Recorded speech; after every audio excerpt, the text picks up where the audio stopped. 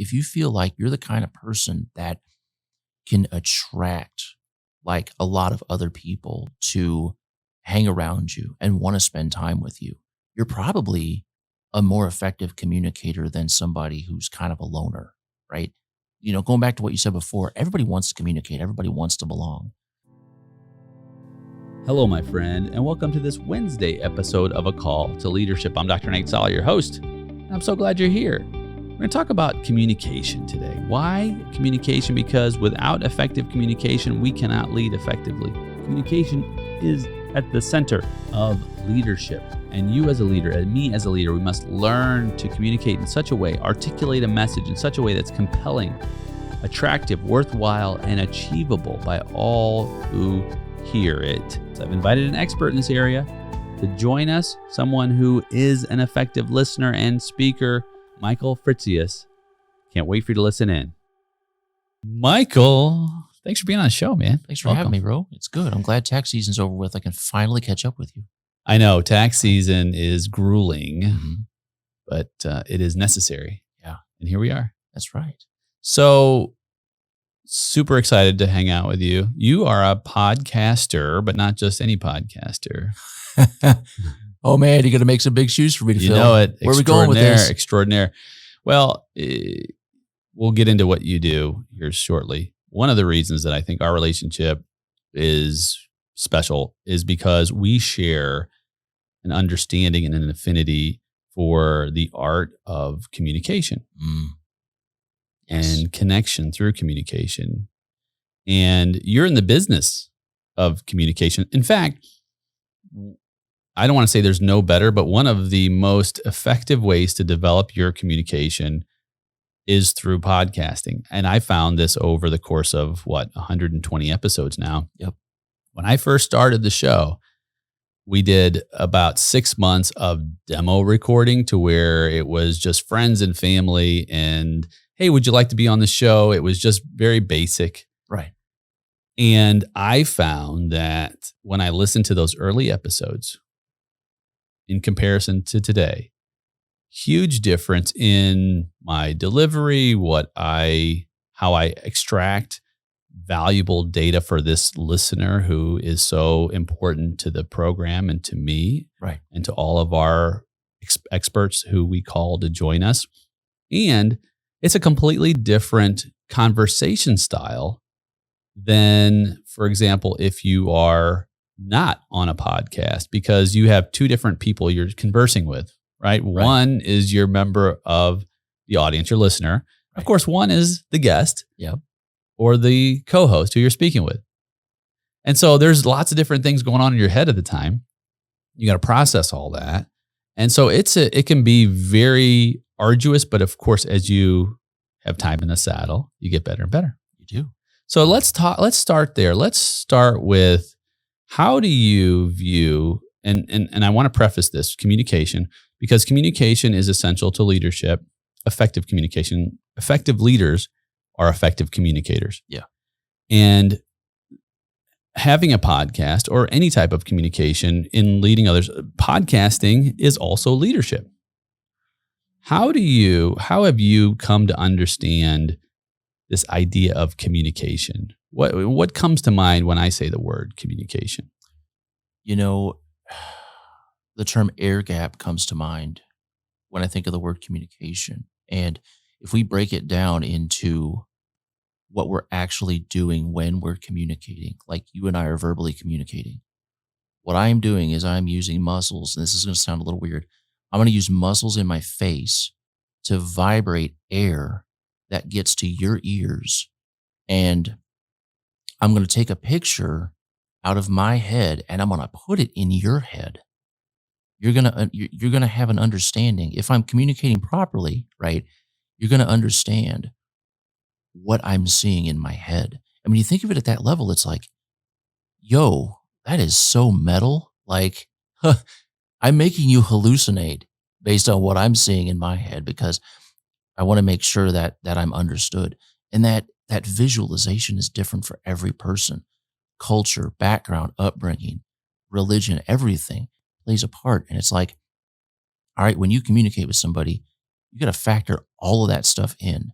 If you're talking individually, you got to factor that in as an average when you're talking to a group of people as well. And if you're going to apply that toward leadership, it's like, yo, now I've got to cajole these people into following me in some capacity. Man, that makes it sound a lot harder than it actually is, you know?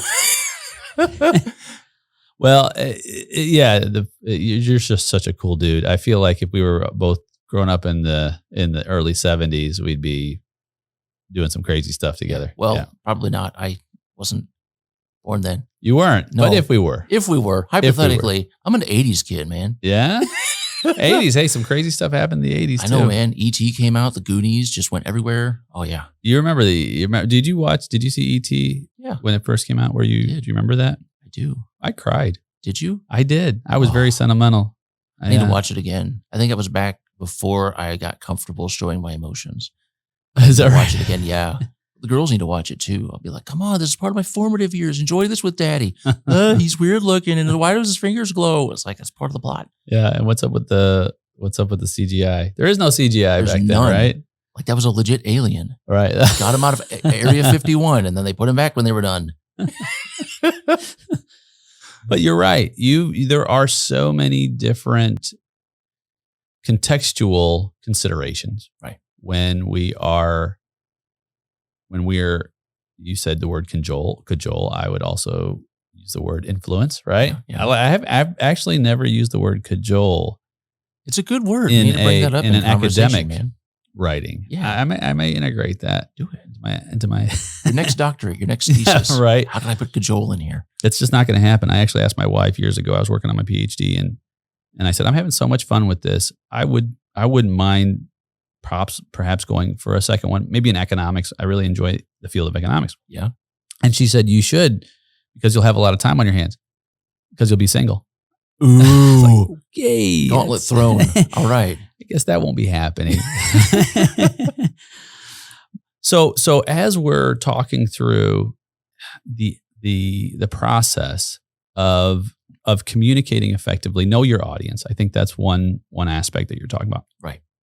So when you do podcast coaching or teaching, is that a fundamental, is that an early stage of foundational conversation? It is. It really depends on how well somebody already communicates, right? And if I'm talking with somebody and it's like, all right, they balance the conversation well. They don't do all the talking. They know how to say, okay, I'm going to talk as much as this person talks. It's less of a lift, but mostly when we're engaging in that discussion together, it's like, okay, we got to keep the end goal in mind. If somebody's got a podcast, they probably don't have it just because, hey, all the cool kids have a podcast. Like there's an end goal in mind. They want to draw in business. They want to influence other people, cajole them into, hiring them for their services or whatever. But that's the end goal. But walking it back is the first part. How do you help people feel good and safe about having a conversation, right? How do you craft an environment that invites people to open up and share? And I know you're doing your best to make it seem like I'm just a master at this. I found this out accidentally. I found this out, and this isn't like humble bragging, but when I first started on my podcasting journey, I don't know how many episodes I was in, but I had an instance where one of the shows I hosted was about mindset, mindfulness, mental trickery, that kind of thing. I even had a magic mushroom guy on at one time. That was really cool. I'm like, yo, that's the only mushroom guy I know in my network now. One guy in particular, when he was sharing with me, he said, when he was a kid, when he was like 3 or 4 years old, he was able to the best description he had was he could see into the spiritual realm. Like he could see angels. And as he got older, that sort of vision faded a little bit. He wasn't perceiving it anymore. And then when he got into adulthood, he was like, well, where'd they go? Like they were here, now they're not. And when he was sharing that with me, all of a sudden he stopped himself and he goes, I've never told anybody that before, Michael. He's like, I'm not sure what prompted me to tell you. I'm like, I guess I just got one of those faces. I don't know. But what I realize now is I had crafted the environment. I had set the stage for somebody to come and be willing to share something like that. Like that's the ideal. So anytime I'm coaching anybody, like that's the goal. Like how do you set up the environment? What kinds of things are you going to talk about? And all these steps in the chain to finally get to the point where, yes, this person volunteers to be in my ecosystem. They want to be close to me. They're becoming a diehard fan. This is good, man. Isn't that good? This is good. Taking notes? I am. Scribbling stuff. I am. Cajole is, it ends with an E. I know. There we go. There we go. Yeah. It's like it didn't look right. It didn't look right. Good and safe. Yeah. Crafting an environment. Yeah. So powerful. When you're doing that, you're sending the message that I care about you. Yeah. Care about your experience. I've done the work. I've done the homework to give you an opportunity to be. Right. To be. And as human beings, we're social creatures.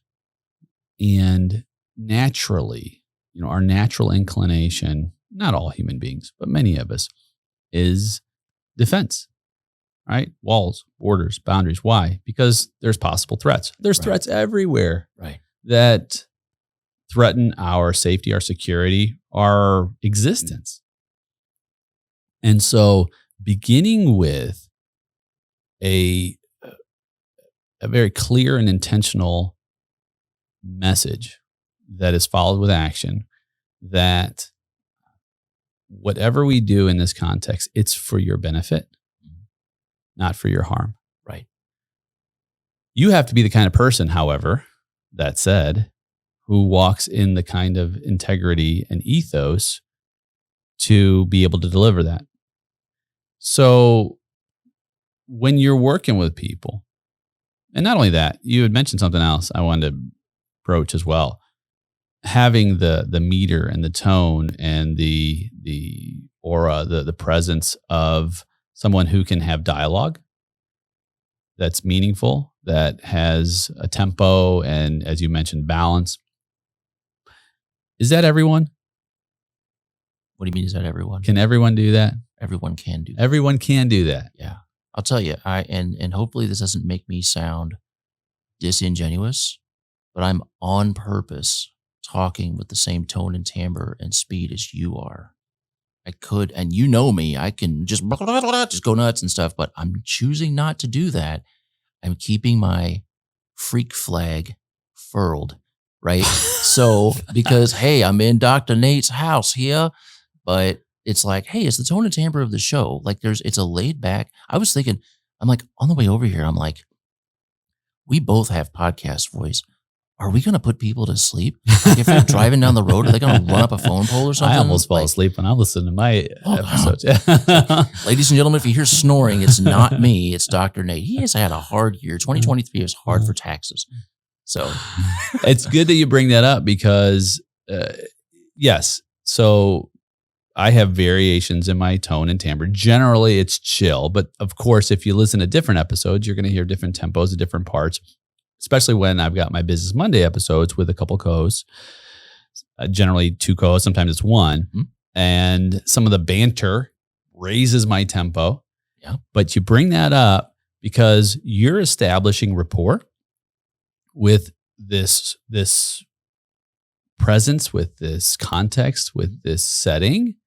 And that rapport is based on what you are experiencing from my tempo, which is huge that you're that acutely aware. It's so important in leadership, by the way, to understand and to match the tempo of the individual or the individuals who you're with, i.e., if someone is super upbeat and you are just so chill and mellow, that may not translate into you get me. Right. That's what people want. Yeah. It's kind of like, it's almost like you have to profile people, like a disc profile. Like, I'll use an analogy. I know you like food. You were just talking about it yesterday. I the do. Upside down dish. Yeah. So the analogy that I use is when you enter a situation, you have to make a choice. Do you want to be a bouillon cube Do you want to flavor the environment and make it taste differently? Or do you want to be like tofu? You're there, you're protein, you're bringing structure, but you generally take on the flavor of everything else in the environment. You throw tofu into soup, it's going to taste like chicken if it's chicken soup, right?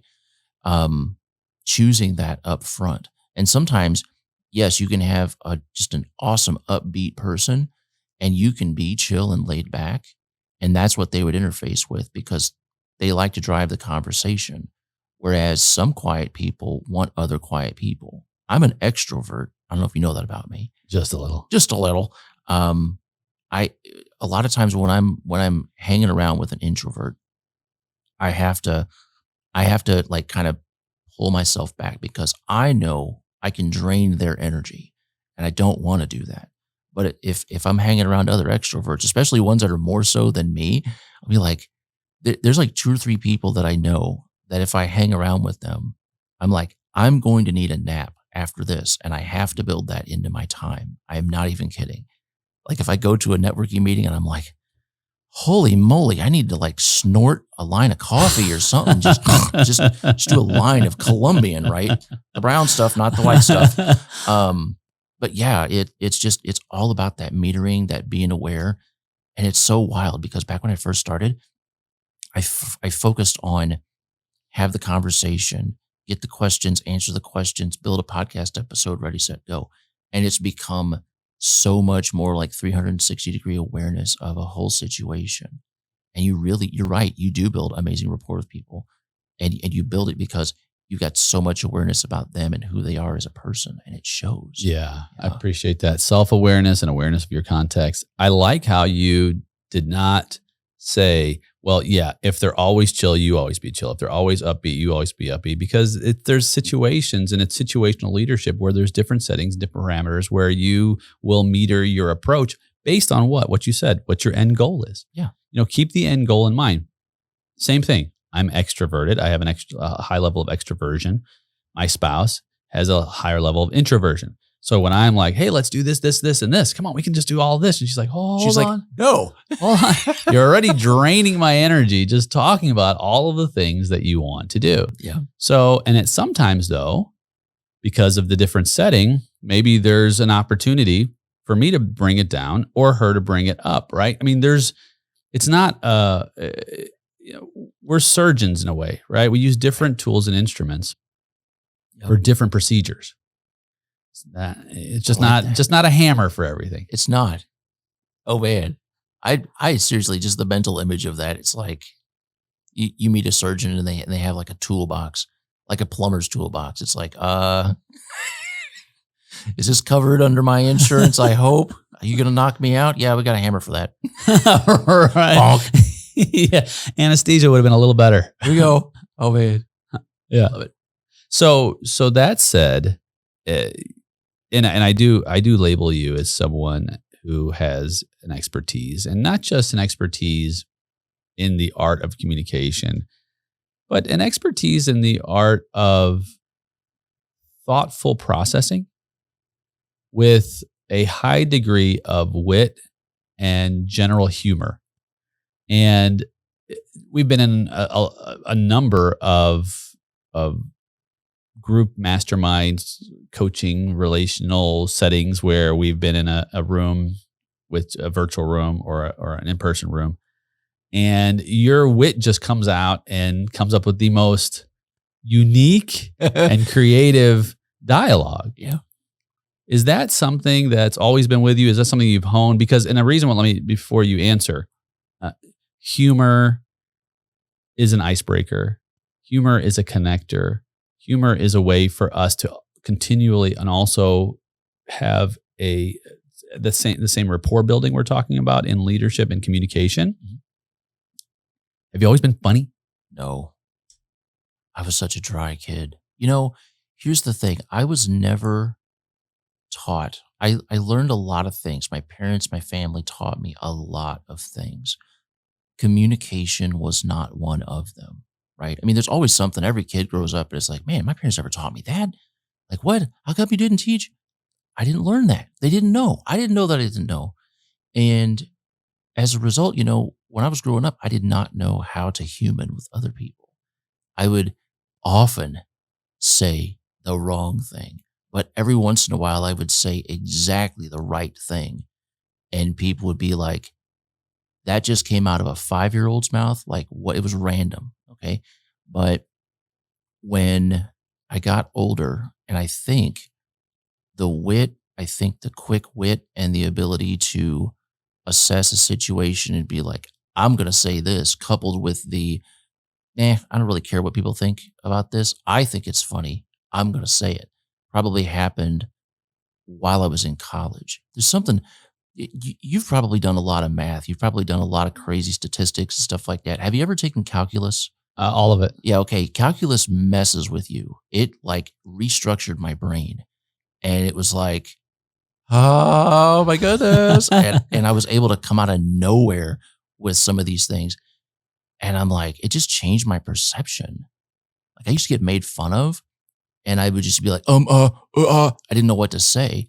But after that, I was just like, pow, sucker. And they're like, I'm like, yeah, finally the tables have turned. But you gotta kind of hone that and develop it into something. Because it's easy to take communication and use it like a weapon, right? I mean, yeah, our tongues are a weapon. Bible says so, right? But to use it to bless other people, it is hard to do. It's hard to do. I've by no means mastered it, but I'm a lot farther along than I was. So you bust out a little calculus on somebody and look out, right? That's right. Bless them with some calculus. Integrate this. Pow! We're such nerds, man. See, and I can make that joke with you because you get it. You understand what the S thing is. Right. Yeah. Yeah, man. I grew up in that world.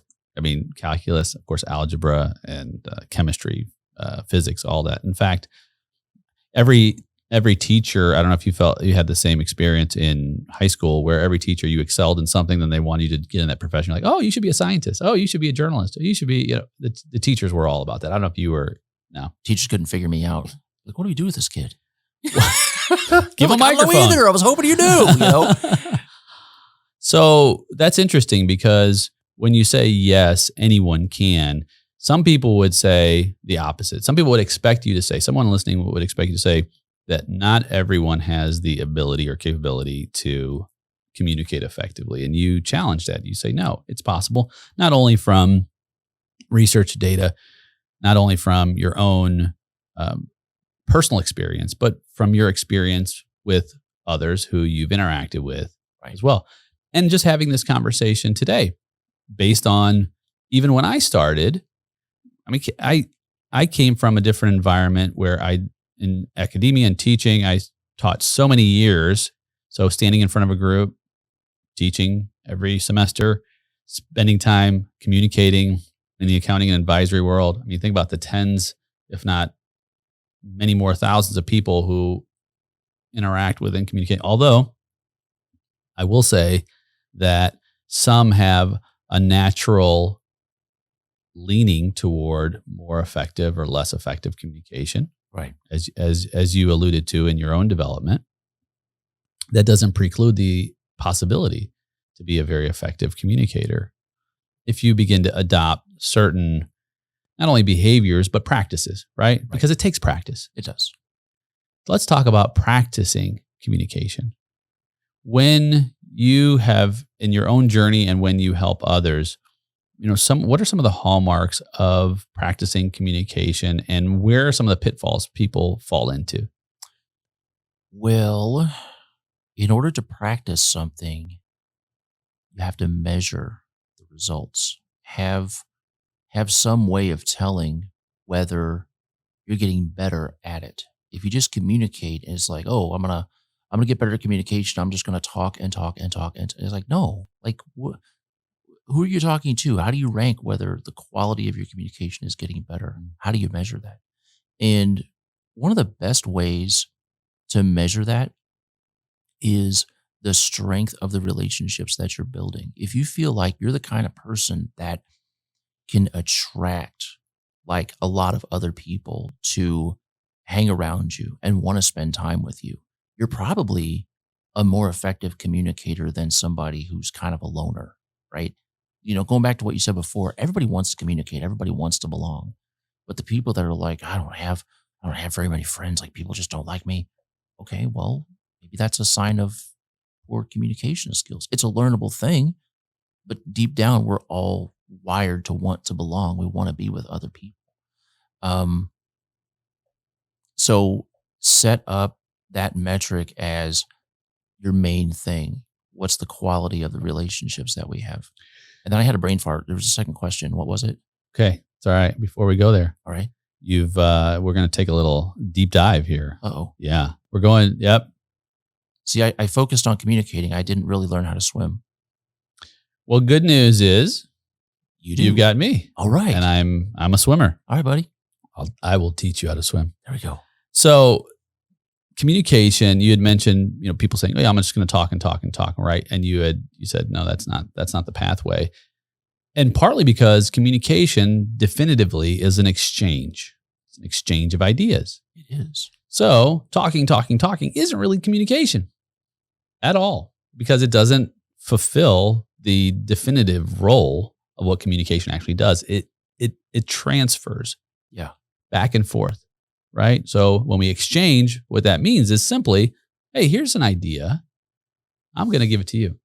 You say, well, yeah, that's cool. Here's an idea. I'm going to give it to you, right? Yep. We just made an exchange. We've just communicated. Yep. And if those ideas have value, and I think this is what you're talking about when you talk about the measurement of the strength of the relationships. If the communication has value, it builds a certain kind of currency, which is relational currency. Yep. I.e., also known as social capital. Or you can flip them, social currency, relational capital. It's all the same, right? And you can measure that by the strength of these relationships. And how do you do that? You say, wow, that just seems so conceptual. How do you measure relational capital or social currency? What's some of the things that come to mind when I say that to you? How to measure social currency? Mm-hmm. How much you have in your wallet? Oh, money. Social currency. Cash. So if Referrals. Yes. Oh, Yeah. there you go. There we go. Uh-huh. Now I'm picking up. Okay. So you're picking up what I'm putting I'm down. with you. All right. Oh, took me a minute. We just early. Exchanged. Yeah, it's 4 a.m. somewhere. Not here. So, but that's it. See, I tend to fall into the camp where, yes, I mean, obviously I work in financial services, Right. real hard, cold hard cash. Actual money. Actual money has real value. I call it the blood flow through your organizational or your life, right? Because it's able to then fund the end goal in mind, right? However, that is only one type of currency. Relational currency is just as, and I would argue in some cases, is more valuable than actual cash in the bank.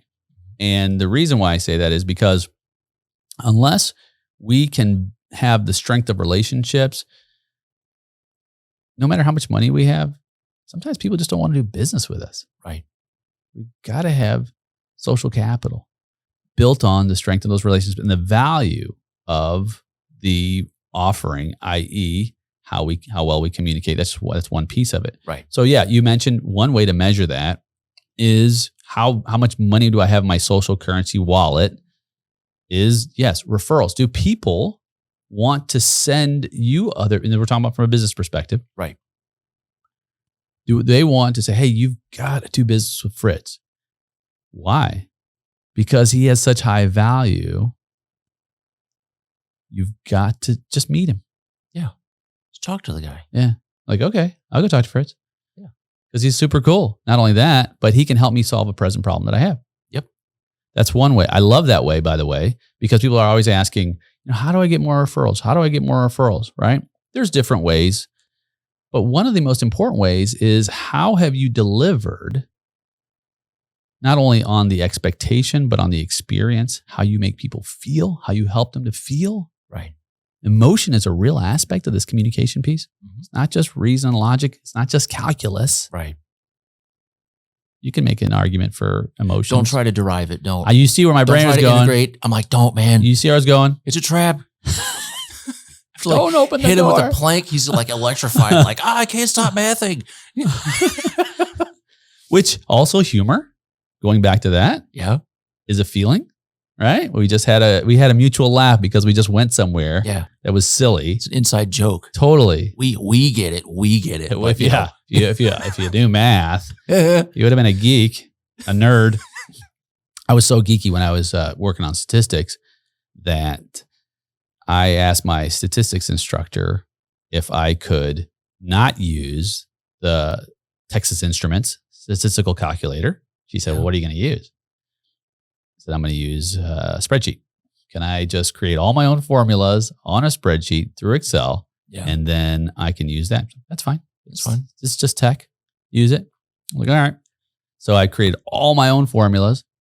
And then I did if-then scenario. So when the exam came time, then I just matched the scenario with the question. Just plugged in the variables and then bam.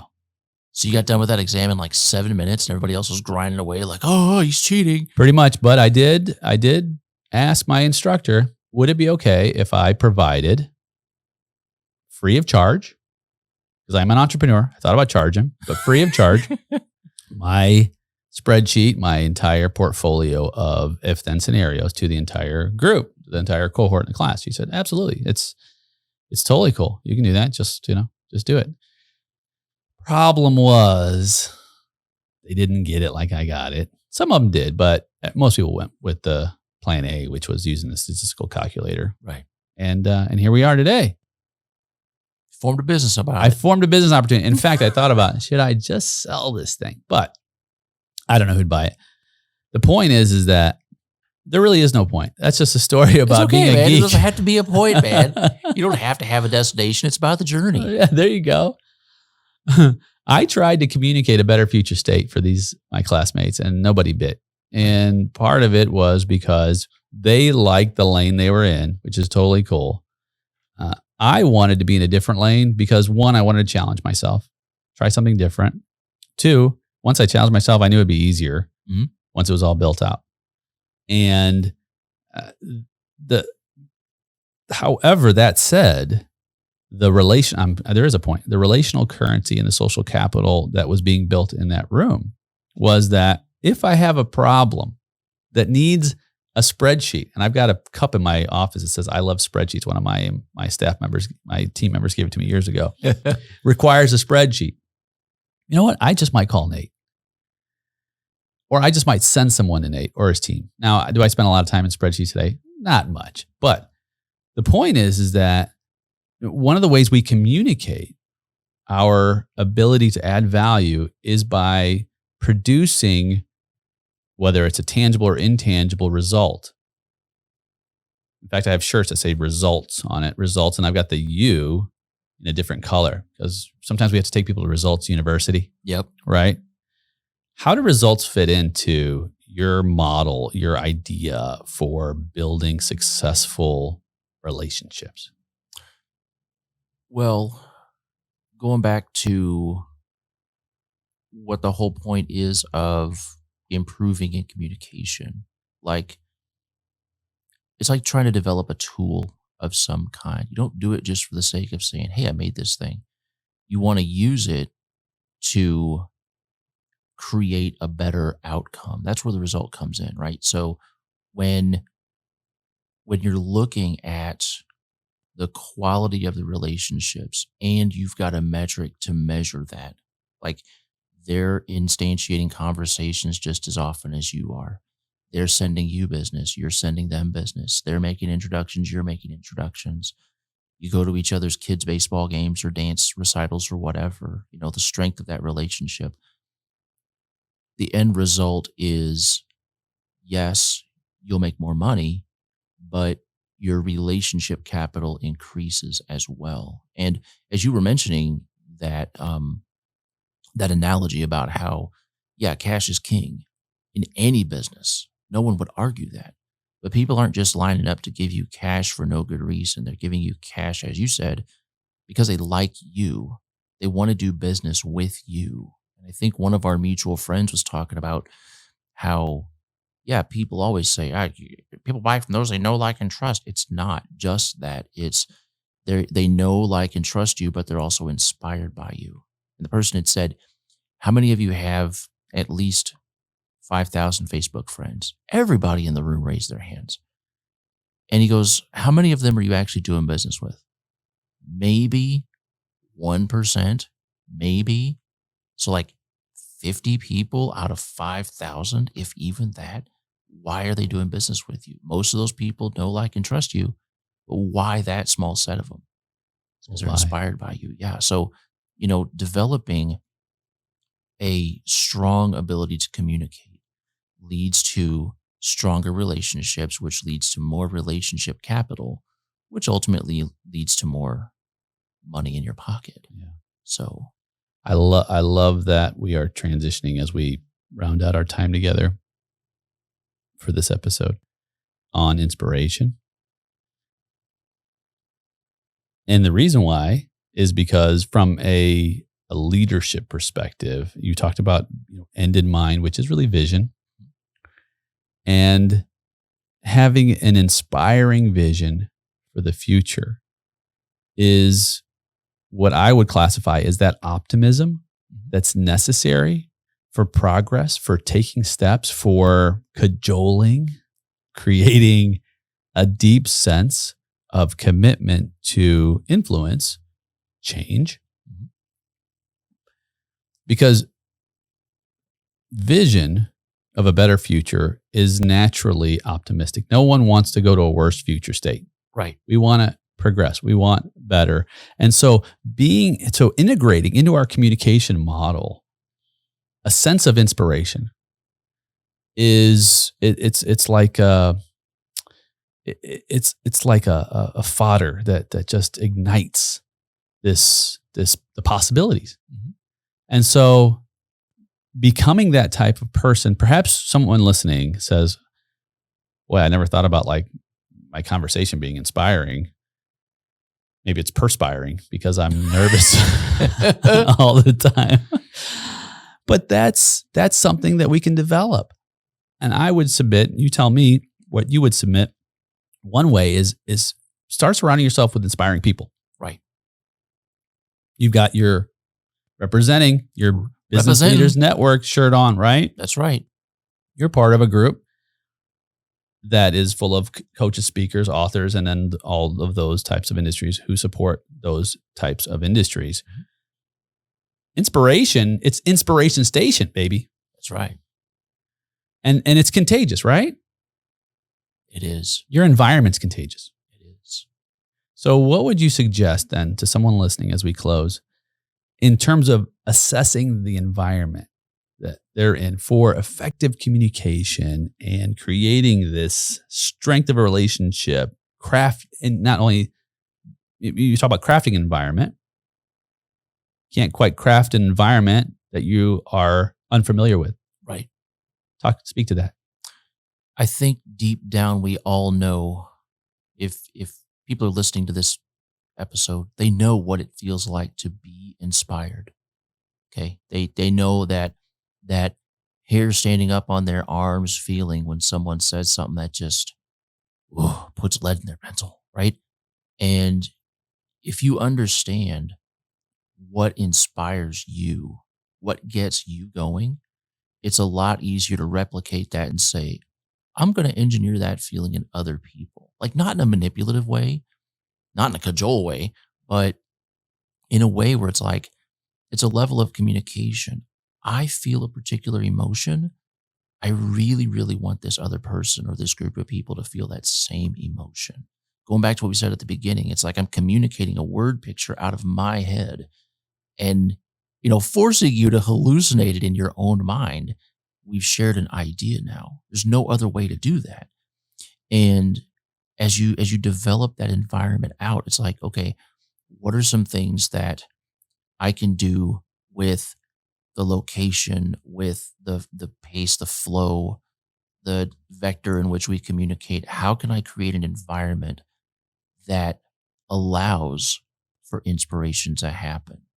And it sounds really complex if you're trying to start from the beginning, but not to sound too zen here, but begin with the end in mind. What is the ultimate effect you want to have? What does your ideal result look like? And then just walk it back one step. What would I need in order to get that to happen? And then the N-2 step, well, what would I do to need to get the N-1 step? And just keep going back until you're just doing this thing like host a podcast, have a network call, go meet somebody, have a coffee, go bowling. It's like these small, low-level tactical actions that at the time may not seem like, and how is this strengthening my relationship with this person? But it is, because you walked it back and you planned it. Now, you can do it that way and it's a lot easier. But if you do it the way I did it, I like punched through and just, I want to start a podcast. And it just and now here's where I am. Now that I can look back and be like, why didn't I do it the easy way? I tend to do things the hard way. I'm like, don't tell me how to think. I know my way around. I'm getting less stubborn. I'm 42 now. I'm getting a lot less stubborn. I'm so learning. old now. I can't. Yeah. Oh man. Suspend. What I'm hearing is when we lead and we move into a position to where we're creating new ideas and new environments, suspend your own reality. Join someone who is authoring a new reality in cohesiveness with you, right? So that you can then create the environments that lead you to a better future state. Yep. Nails. Hammers. Hammers. Yes. It's good having you, man. It's good having you too. Hey, we need to do this again. We do. Yeah, I heard you say like on this episode, and I'm like, yo, he's going to have me back. You like that? I like that. Right on. I picked up on that because I'm perceptive. You are perceptive. You're picking up what I'm putting down. I am. We'll do it again. Excellent. Thanks, man. Thanks, man. Well, my friend, you're going to have to wait until next week to tune in to hear about the meetings and the people and the stellar teams we create by eliminating the waste of waiting.